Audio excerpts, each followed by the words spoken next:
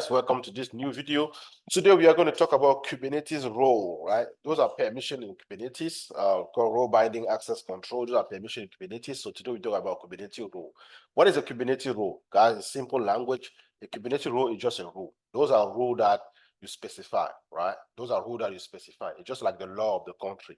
Those are rules that you specify, right? Here we're going to say a role is a Kubernetes in a role binding access control object that contains role that represent a set of permission within the namespace, and these permissions are purely additive, right? A role can be used to grant specific level of access to resources like pod, services, node within a particular namespace. That's a role. So basically in Kubernetes, we use role. And then a role is only applicable on the namespace.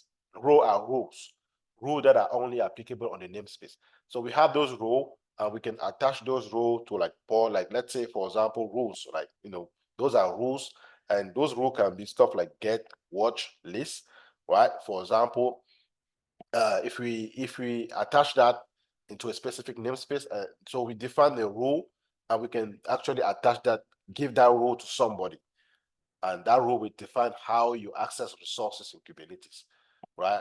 Like here on this picture, we say get, meaning that you can tap any kubectl get command. Watch, you can watch any resources. List, you can list any resources, for example. So those are rules. So a rule is just a rule applicable in the specific namespace. So it's just like the law. A role is just a rule that we give to resources like pod, services, node, and config map, etc. Right? So a role is just rules. That's in simple language. A role is just a rule that we define in Kubernetes, and that rule is a permission. So just like a right, so you have the right to do this, the right to do that, the right to not do this, or the right to not do that. So those are called Kubernetes role, and we attach that role to either a service account or to a user.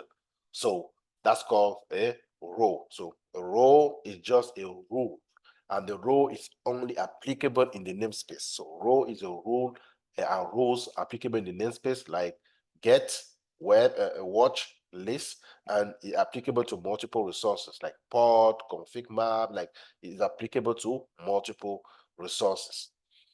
I hope you guys like the video. See you guys on the next video.